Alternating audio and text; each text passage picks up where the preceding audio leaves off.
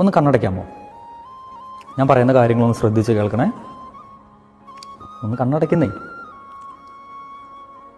Okay, പറയുന്ന കാര്യങ്ങൾ ശ്രദ്ധിച്ച് കേൾക്കണം കേട്ടോ.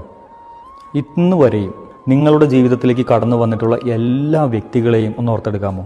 എല്ലാവരെയും, സാധിക്കാവുന്നിടത്തോളം പേര് ഒന്ന് ഓർത്തെടുക്കാമോ? അറ്റ്ലീസ്റ്റ് ഏറ്റവും കൂടുതൽ നമ്മളോട് ചേർന്ന് നിൽക്കുന്ന നമ്മുടെ സുഹൃത്തുക്കളെയൊക്കെ. ഇനി ചിന്തിക്കണം,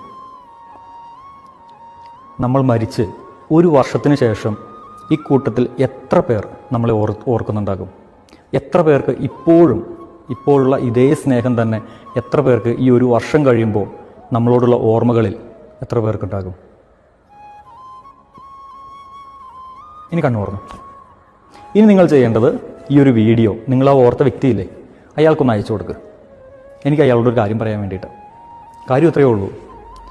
നീ ഇയാൾ എത്രത്തോളം സ്നേഹിക്കുന്നുണ്ടെന്നോ എങ്ങനെ സ്നേഹിക്കുന്നെന്നോ എനിക്കറിയില്ല. പക്ഷേ ഇത്രയും പേർക്കിടയിൽ നിന്ന് അയാൾ തിരഞ്ഞെടുത്തത് തന്നെയാണ്.